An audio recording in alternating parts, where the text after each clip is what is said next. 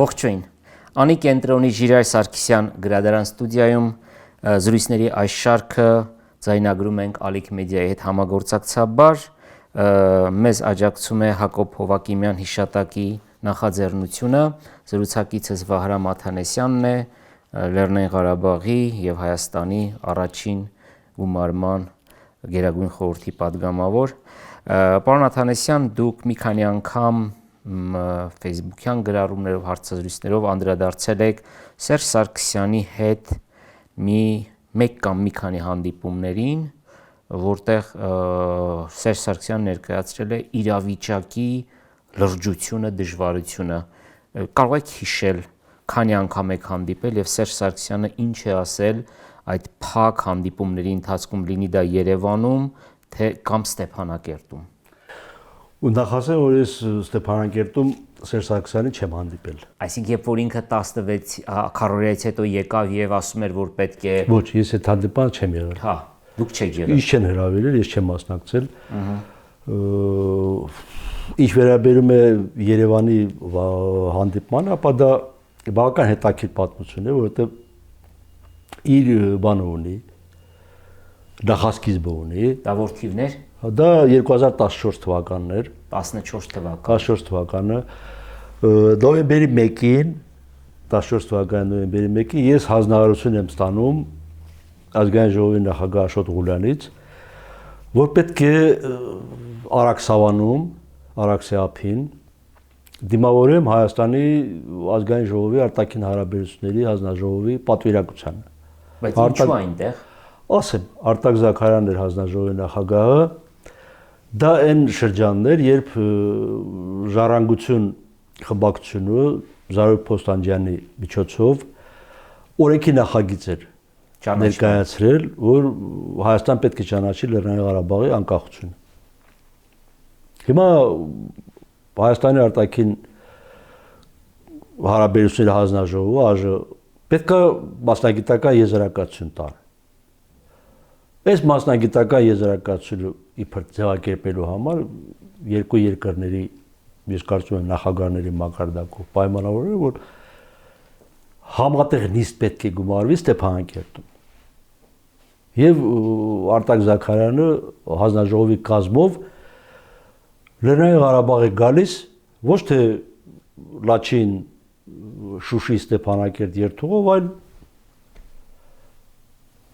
Կապանից։ Այո։ Ես եւ ազգային ժողովի Ղարաբաղ ազգային ժողովի աշխատակազմի ղեկավարը Գարիկ Գրիգորյանը կարծեմ, հա, եթե չեմ սխալվում, դիմավորում ենք։ Ուղեկցում ենք Արաքսավան։ Ուղեկցում ենք Արաքսավան, արդեն Արաքսավանում է Լեռնային Ղարաբաղի ամբողջ ռազմաքաղաքական ղեկավարությունը Բակո Սահակյանի գլխավորությամբ։ Դու բացօթյա տաղավար, ինտերակտիվ էկրան, որի վրա քաղաքաշին նախարար Գայանե Շահրամանյանը, Արցախի նախագահի աշխատակազմի վերջին ղեկավարը, ցույց է տալիս, այստեղ պետք է լինի մանկապարտեզ, այստեղ պետք է լինի դպրոց, այստեղ պետք է լինի բուժկետ։ Մենք հիշեցնենք, որ Արաքսավանը որտեղ էր։ Դա առաջնագծին, Արաքսիափին, Հորադիսի մոտավորապես հատվածում։ Ջաբրայելի շրջան։ Ջաբրայելի շրջանը, որտեղ այսօր Ադրբեջանը Իրանի հետ կամուրջ է կառուցում։ Խոդաֆարի։ Աղբենդի, չէ, Խոդաֆարի մի քիչ վերև է։ Այո։ Աղբենդի այդ ուղեղանց կամուրջը։ Մոտորապես այդ տարածքն է։ Ներկա են Հայաստանի ազգային ժողովի падգամավորներ, այդ հանձնաժողովի անդամներ, բազմակուսակցական։ Ամեն կուսակցությունից ներկայացուցիչ կա, ներկա է նաև Նիկոլ Փաշինյանը։ Որպես այն ժամանակ падգամավոր էր։ Падգամավոր, այո, ազգային ժողովի падգամավոր էր։ Այդ հանձնաժողովի անդամ ու Շահրամանյանի այդ բանից ելույթից հետո Բակո Սահակյանը հարցեր կան։ Փաշինյանն ասում է, պարոն նախագահ, ես հարց ունեմ։ Ինչ հարց ու ասում է, այս բնակավայրը Լեռնային Ղարաբաղի, բուն Լեռնային Ղարաբաղի Հադրութի շրջանից քանի կիլոմետր է հեռու։ ասում եմ մոտորապես 30։ 30-ի սահմաններում պատասխան տվողն են Հադրութի վարչակազմի ղեկավար Գևորգյանն էր, Վալերի Գևորգյանը։ Դա Փաշինյանն ասում է, «Կա պարոն նախագահ, բայց ենթադրենք այս համայնքում, ասենք 500 մարդ ապրեց։ Առաջին բուժօգնության բանը մասնագիտացված հիմնարկությունը դա Հադրութի շրջանային հիվանդանոցն է։ 30-35-40 կիլոմետր էս խորթուբորձ ճանապարհով բանով էլ էս։ Քանդված էր ճանապարհը։ Հա դուք միշտ էլ տենց է եղել։ Ոնց եք հասցնելու, ինչ ա լինելու։ Էլեկտրական հոսքագիծ պետքա անցկացվի այդտեղ, մի խոսքով։ Դե հիմա եթե բնակավայրի հիմնադրումը ենթակառուցվածքները պետք է մոտեցվեն եւ այլն, հերթապահ պատասխանել։ Հետո խնջույք ընդ որում կարծեմ Արտակ Զաքարյանի ծննդյան օրն է։ Դու արարողություն այդ պաշտոնական բանի ճաշկերույթի ժամանակ Բակո Սահակյանը Արտակին անվանական հրացան է նվիրում օպտիկական բանով այն 9-րդ կիլոմետր հայտնի 9 կիլոմետր Հադրութից 9 կիլոմետրը Հադրութից ասած մի հատ խաչքար են տեղադրում որ Արտակ Զաքարյանը իր հետ բերել վերադառնում ենք Ստեփանակերտ հաջորդ օրը Հանձնաժողովի համատեղ նիստ է ընդ որում Զարուհին իրենց հետ չի եկել Զարուհին առանձին է գալիս Ստեփանակերտ հաջորդ օրը ես զգում եմ ասեք զգալու բան չկա պարզ է որ Հայաստանի ազգային ժողովի արտաքին հարաբերությունների հանձնաժողովին պետք է վերաբերմունք որ Լեռնային Ղարաբաղը դեմ է Հայաստանի կողմից իր անկախության ճանաչմանը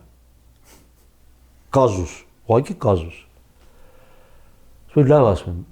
Իսկ ինչի համար էր այդ բեմադրությունը Արաքսավանի Դրա համար որ ահա Ղարաբաղի ազգային ժողովի արտաքին հարաբերությունների հանձնաժողովը դեմ է Ես ասում եմ իհարկե մենք դեմ չենք Դեմը Հայաստանն է Ես չեմ ասում Հայաստան դու դեմ ես, դեմ չես, ասում եմ մենք դեմ չենք։ Այո։ Որպես հանձնաժողովի նախագահ այդ նիստի ժամանակ, այդ նիստի ներկայ է նաև ազգային ժողովի նախագահ Աշոտ Ղուլյանը։ Թե ինչի ազգային ժողովի նախագահ իր գործ ունի երկու հանձնաժողովների համատեղ նիստին, սա էլ մի այլ հարց է, ասենք կուրատոր։ Որպեսզի բան չլինի, շեղում չլինի։ Մենք դեմ չենք։ Մենք հասկանում ենք, որ դուք չեք կարող այդ որոշումը ընդունել։ Եկեք սենց ձևակերպենք։ Ոչ թե ասենք, որ Արցախի ազգային ժողովի արտաքին հարաբերությունների հանձնաժողովը բացասական կարծիք է ասում Զարուհի Փոստանջյանի օրինագծի վերաբերյալ։ Ես երկու ձեռքով կողմ եմ։ Այո։ Բայց եկեք մի ուրիշ բացատրություն գտնենք։ Բայց բացատրություն գտնենք։ Այդ մարդ ասում եմ Հայաստանի Սահմանադրությունը թույլ չի տալիս, որ դուք Ղարաբաղի անկախությունը ճանաչեք։ Հայաստանի Սահմանադրության իմաստով Լեռնային Ղարաբաղը Հայաստան է։ Այն Սահմանադրությունը, որով դուք ազգային ժողովի նախագահ դեպուտատ եք ընտրվել, այդ Սահմանադրությունը թույլ չի տալիս, որ Ղարաբաղի անկախությունը ճանաչեք։ Դու ես որ Սահմանադրությունը գերազանցես։ Դա Զարուհի Փոստանջյանի առաջարկությունը մերժում ենք, բայց ոչ թե նրա համար, որ մենք չենք ուզում, այլ նրա համար, որ Հայաստան չի կարող։ Այո, որտեղ դա հակասահմանադրական կլինի։ Դա հակասահմանադրական որոշում է, Հայաստանի Սահմանադրական դատարանը այդ որոշումը կճանաչի Սահմանադրությանը հակասող։ Մանավանդ, որ դրանից 4 տարի առաջ նույն հանրապետական իշխանությունը ընդունել է մի հատ օրենք, որտեղ ասում է, որ տեղ գյուղից արևելք այս հատվածը արդեն հասկանալի է, բայց այդ պահին ներկայացնելի միակ բացատրությունը դա էր։ Ու հանձնաժողովի նիստից հետո ես չգիտեմ իրենք ինչ ձևակերպում են արել, համեց ասենք որ այդ օրինագիծը ժամանակավրեպ է։ Արտակ Զաքարյանը եւ ես հասկացնում ենք մամուլի ասուլիս։ Երևանում։ Չէ, Ստեփանակերտում։ բացատրում ենք, որ նախագիծը ողջունելի է, համենայն ես դեռ եմ ասել։ Մենք դեմ չենք, բայց Մենք դեմ չենք, բայց այս իրավիճակում Հայաստան չի կարող գնալ նման կարդինալ քայլի, մանավանդ այնտեղ կան համանդրական խոչընդոտներ։ Մեր տեղական լրագրողներից մեկը ինձ հարցնում է, պարոն Աթանասյան, ինչ խոչընդոտ կա, ասում եմ, համանդրությունը որ կարդաք կհասկանաք։ Համանդրության նախաբանը կարդացեք, այնտեղ հղում կա Հայաստանի անկախության հռչակագրում հղում կա 89 թվականի դեկտեմբերի 1-ի որոշմանը, սա է, իրավական բազան սա է։ Հյուրերին ճանապարհում ենք ու հանկարծ բանա հրավեր, որ նոյեմբերի 7-ին Հայաստանի եւ Լեռնային Ղարաբաղի միջխորհրդարանական համագործակցության հանձնաժողովի նիստ է հրավիրվում Երևանում։ Պետք է մասնակցենք։ Ազգային ժողովի նախագահ, պատվիրակության ղեկավար, թե միշտ ըստ պրոտոկոլի այդ միջխորհրդարանական համագործակցության հանձնաժողովի համանախագահներն եղել են Հայաստանի ազգային ժողովի փոխնախագահը եւ Ղարաբաղի ազգային ժողովի փոխնախագահը, բայց հիմա ազգային ժողովի նախագահը որոշում է, որ ինքը պետք է մասնակցի։ Գալիս ենք Երևան, սովորական շարքային այդպիսի հարցեր, որ դրա համար պետք էլ չէր, էլի։ Բա դե գիտեք հիմնական բանը Հայաստանի նախագահը ցանկություն հայտնել, որ Ղարաբաղի ազգային ժողովի պատվիրակության հետ հանդիպի։ Մեր Երևան գալու հիմնական իմաստը դա է։ Սերժ Սարգսյանը ասելիք ունի։ Այո։ Ժամ մոտորապես 3 կողմերը մտնում եք նախագահական, ընդ որում շատ լիբերալ արարողակարգով, առանց ստուգումացնելու բան, մի հատ բան, միկրոավտոբուս։ Միանգամից մտնում են նախագահական նստավայր առանց բանը էլի, այդ մինայսկացել բան անցնելու, այսպես ասենք։ Ու երկրորդ մասաշենքը, որ նոր են կառուցել, այո։ Այդ մասաշենքի մոտ բութ գնա միանգամից վերելակ ու նախագահի ընդունարան։ Ներկա է եղել այդ հանդիպանը Հայաստանի ազգային ժողովի փոխնախագահ Նիկոյանը, Սամվել Նիկոյանը, Վիգեն Սարգսյանը, այն ժամանակ աշխատակազմի ղեկավար էր, Մամուլի ծառայություն նախագահի արարողական բան ու ես դիմացը Արցախի խորհրդարանական պատվիրակությունն է ու 45 րոպե տևած այդ հանդիպման կես ժամից ավելի խոսել է նախագահ Սերժ Սարգսյանը։ Ինչ էր ասում։ Բացարձակապես այդ խոսակցությունը նվիրված էր կարծեմ, եթե չեմ սխալվում, սեպտեմբերի 26-ին է եղել այդ հանդիպումը Սոչիում Պուտինի նախաձեռնությամբ Իլհամ Ալիևի հետ հանդիպման մասին։ Իր հանդիպման մասին։ Այդ նույն տարվա սեպտեմբերին, հասկացա, այո։ Այսինքն հուլիս-օգոստոսյան էսկալացիան հիշում եք։ Շատ լավ, որովհետև տավուշում էր, այստեղ էր։ Հիմնականում այստեղ էր, այո։ Այո, տավուշում էր ու առաջին անգամ Ադրբեջանը գործարկեց կամիկադզե ԱԹՍ մարտունու ուղղությամբ, ընդ որում թիրախ էր ընտրել հակաօդային պաշտպանության օսակայանք, ու այդ մասին այն ժամանակ ինֆորմացիա չի տարածվել, ինչի հիմա ոչ մեկ չի խոսում, բայց հաջողությամբ էր տարածվել։ Ամբողջ ազնագազմը այդ մասին չի գրվել։ Ոչ մի դեպքում, ոչ մի տեղ չի գրվել դա։ Ու համարյա պատերազմ էր հայտարարված։ Այսինքն այդ հանդիպում եղել է կրիզիս հանդիպում, այսպես ասենք, որ ելք գտնվի, թե էսկալացիան ինչպես կարելի է կանխել։ Ու այդ ֆոնին կներեք, ժառանգությունը ներկայացնում է ճանաչման բանաձև։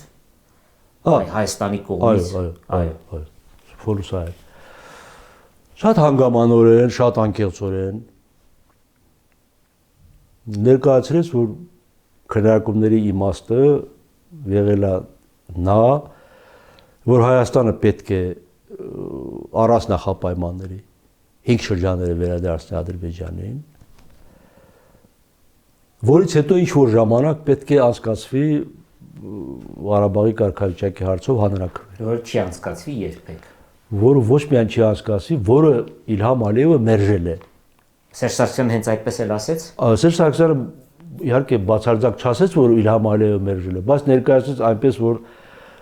Պուտինը հարցրել է Սերժ Ազատովիչ, դուք համաձայն եք, որ 5 շրջանը առանց նախապայմանների վերադարձնեք Ադրբեջանին, ասել է այո։ Ու Իլհամ Հեյդարովիչ, դուք համաձայն եք այս բանին, ասել է այո։ Ու Իլհամ Հեյդարովիչ, դուք համաձայն եք, որ այդ շրջանները ստանալուց 5 տարի հետո Ղարաբաղում անցկացվի կարգավիճակի հարցով հանրաքվե, ասել է ոչ։ 10 տարի հետո ասել է ոչ։ 15 տարի հետո ասել է ոչ։ Եվ այդքանից հետո Պուտինն ասել է, որ ահա այստեղ մենք համաձայնության չեկանք։ Вот на том и мы не сошлись։ Դա Սերժ Սարգսյանի բառացիորեն ասածն է պես։ Ու չգիտեմ հարողակարգը ներնախատեսել, թե մենք էինք այդպես նստել, դիմացը իր դիմաց նստած է ազգային ժողովի նախագահ, ազգային ժողովի նախագահի կողքի ես եմ նստած։ Այսինքն ձեր դիմացն է։ Ամենամերձավորը ես եմ, որ փոխանակ ազգային ժողովի նախագահին դիմելու, կամ չգիտեմ, ինչ նկատառում էր, մի անգամից ինձ դիմեց, Վահրամ։ Ու հաշվի առնելով 90 Վաղուց ճանաչում եք իրար։ Այդ Հայաստանի Գերագույն խորհրդի պատգամավորը միասին եք ընտրվել, այո։ Սպառում նախագահ, ես լրիվ համաձայն եմ ձեր տեսակետին։ Իսկ ինքը ասում էր, որ տարածքները, որ մենք խոսում ենք, խնդիր է հարուցում։ Հայաստանի համար է արդեն խնդիր։ Ոչ թե Լեռնային Ղարաբաղը, այլ Հայաստանի համար է խնդիր, որտեղ մենք կաշկանդված ենք։ Իսկ մենք պետք է գնանք ինչ-որ ձև գտնելու։ Ու կոպիտ ասած անդամահատում, բայց այդ անդամահատումը ինչպես պետք է անցկացնենք, որպեսզի մեր համար շատ ցավալի չլինի, այս հարցերն են քննարկում։ Ասի ես լրիվ համաձայն եմ, բայց այդ հարցերը քննարկելու համար նախ Հայաստանում եւ ամենակարևորը Ստեփանակերտում, Լեռնային Ղարաբաղում պետք է դիսկուրս լինի։ Ոչ համիջապես դες որ ասեք հա մենք 5 շրջան ենք հանձնում կամ, բայց պետք է մարդիկ բացատրել մարդկանց։ Ազգային ժողովը, չէ, գոնե ազգային ժողովի այս պատվիրակությունը, որ այս ստեղ նստած ենք, մենք այս սենյակից պետք է դուրս գանք այն կոնսենսուսով, որ գնում եք այնտեղ աշխատել։ Որ մենք պետք է բացատրենք, որտեղ եթե մեր երաշխավորը արդեն ինքը խնդիրներ ունի, ապա մենք պետք է մեր երաշխավորին օգնենք։ Աջակցենք, որպեսզի Հայաստանի վիճակը ավելի չբարդանա, որտեղ Հայաստանի նախագահը ասած բարձ հասկացում էր, որ Ռուսաստանի նախագահն է Իլհամ Ալիևի տեսակետի կողմնակից։ Համեն դեպս մինչև այդ 5 շրջանների հարցը չի լուծվում, Ռուսաստանը չի կարող Ադրբեջանի հետ խոսել նորմալ կամ կառուցողական կամ չգիտեմ ինչ։ Սա է նրա ասացի երևի հիմնական մեսիջը։ Ու մի երկու հոգեր խոսեցին, ընդ որում այն առումով, որ եթե մենք նորագույն սպառազինություններ ձեռք բերենք, բանակը համալրենք, կարող ենք ոչ մի թիչ չհանձնել եւ այլն, ու շատ նրբորեն ինքը բացատրեց, որ սպառազինությունները ձեռք բերումն է քաղաքական հարց։ Ումից է ձեռք սպառազինություն չէ, ոչ միայն ումից, ինչի համար է ձեռք բերում։ Քո պաշտպանության համար, թե միջազգայինորեն Ադրբեջանի պատկանող տարածքների օկուպացիան երկարաձգելու համար։ Կանգնած ենք նաև այս խնդրի առջև, միջազգային հանրությունը եկել հասել է այն պահին, թե դա միշտ էլ տենց է եղել։ Որ քեզ հարցնում է, ասում են լավ, դու օրինակ ասեք Ֆրանսիայից Ցեզար հրանոթներ ես։ Ուզում ձեռք բերես։ Այդ հրանոթը ձեռք ես բերում, որ ինչ անես։ ասիկ այդ հրանոթը դնելու ես դովեղում, թե տանելու ես ասկերան, Թե Աղդամ։ թե Աղդամ, տարբերություն կա։ Մի խոսքով, շատ ծանր տպավորությամբ դուրս եկանք ու Ստեփանակերտ վերադառնալուց երևի ազգային ժողովի նախագահ ինչ-որ բաներ էր Բակո Սահակյանի պատմել, ինձ ասեց կարաս մի կես էջի վրա Սերժ Սարգսյանի այդ 30 րոպեանոց ելույթների հիմնական թեզիսները գրես։ Ասի գրեմ, բայց պայմանով մի օրինակ։ Ես գրում եմ, հանձնում եմ քեզ, իմ կոմպյուտերից ջնջում եմ, դու էլ քո կոմպյուտերից ես ջնջում։ Պրինտերով մի հատ օրինակ ձեռդ մտնում ես նախագահի մոտ։ Ես չգիտեմ, պահելա չի պահել այդ պայմանավորվածությունը։ Դրա արդեն հաջորդ օրը նախագահականից ինձ զանգեցին, որ նախագահը սպասում է։ Ես գնացի, Բակո Սահակյանի։ Հա։ Ինչ է, ոնց է, ես հանդիպում, բան, պարոն նախագահ, եթե Հայաստանի ազգային ժողովը, Հայաստանի նախագահ հարմար է գտել Ղարաբաղի ազգային ժողովի բազմակուսակցական պատվիրակությանը ներկայացնի սեպտեմբերի 26-ի Պուտին Ալիևի հետ իր հանդիպման մանրամասնությունից, ես 10 անգամ ավելին կլինի ասած։ Ասիկ ինքը բոլոր քարտերը մեր մոտ ոչ էր բացելու։ Դա ընդհանուր։ Հասկացնելու համար իրավիճակը ինչ է։ Ձեզ երևի ամենավերջին ռազմական բաղադրիչներով բացատրած կլինի իրավիճակը ինչ է։ Ասեց հա։ Իհարկե։ Դա սուր հա։ Այս ժողովրդին ով է ասելու։ Երբ, ինչպես։ Անկեղծորեն ասեց, որ չեք կարող։ Բակո Սահակյանն ասեց չենք կարող ժողովրդին։ Չենք կարող բացել այն, որ իրականում կա։ Ես առարկեցի, ասի, պարոն նախագահ, դուք ասեք, չասեք, Ղարաբաղում եւ Հայաստանի հետ սահմանամերձ բնակավայրում ապրող մարդիկ գիտեն, որ պատերազմ է։ Դե ամեն օր կրակում են։ Շաբաթ մի անգամ դիվերսիոն ներթափանցման փորձի մասին պաշտպանության բանակը ստից հաղորդագրություն է տալիս, բայց առարկայորեն մարդիկ գիտեն ինչ է կատարվել։ Ասեք 3 օր հետո ասում ես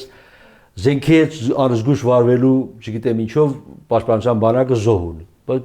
բոլորը գիտեն, որ նշանառու կրակով է սպանվել կամ դիվերսիոն ներթափանցման փորձի հետևանքով էլի։ Հիմա ինչ է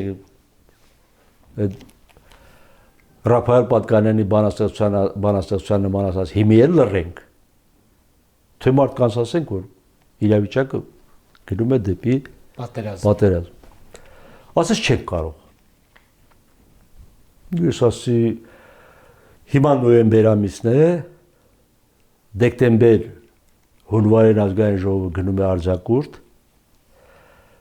փետրվարին սկսում է գարնանային նստաշրջան, մարտին, ապրիլին հաջորդ ընտրություններն են, 2015 թվականի ընտրություններն, ես այդ ընտրություններին չեմ մասնակցել։ Ասես բարի, մի բարի, ասիկ որոշումը քոնն է էլի, եթե չէ։ Դա սկզբունքորեն մինչև 2018 թվականի Հայաստանում իշխանափոխության շրջանը սկզբունքորեն եղել է Բակո Սահակյանի հետ իմ վերջին հանդիպումը։ 3 տարի ու կես որևէ շփում չի եղել։ Չէ՞ ասենք որևէ աշխատանք կամ որևէ բան, բացարձակած որևէ շփում չի եղել։ Իհարկե դա անձնական մոտիվ է, բայց այդ անձնական մոտիվը չեր լինի, եթե չլներ քաղաքական մոտիվացիան։ Այսինքն, եթե ես շփվում եմ, հնարավոր է ես ունենամ ինչ-որ մի ինֆորմացիա, որ իրենք չեն ուզում հրապարակային լինի, Բայց ես կարող եմ այդ ինֆորմացիան հրապարակայնացնել կամ հրապարակային ելույթով, կամ սոցիալական ցանցերով, կամ երրորդ, չորրորդ լրագրողի միջոցով ինչ-որ մի բան։ Այդ բանը։ Ինչու։ Եվ ինչու 2016 թվականին, երբ Սերժ Սարգսյանը եկել է Ստեփանակերտ, առաջին գումարման Հայաստանի Գերագույն խորհրդի պատգամավորներից 2 հոգի մասնակցել են այդ հանդիպմանը։ 3 հոգի չեն մասնակցել։ Հա, եւ ասենք, եթե Սերժ Սարգսյանը հիմա այսպես առիթ օգտագործելով ուղղակի իրեն հարցնեմ։ Եթե եթեր է գնալու անպայման ինչ-որ մեկը հասցնելու է իրեն։ Եթե ինքը անկեղծորեն ցանկություն ուներ, որ Ստեփանակերտում ձևավորվեր քաղաքական մթնոլորտ,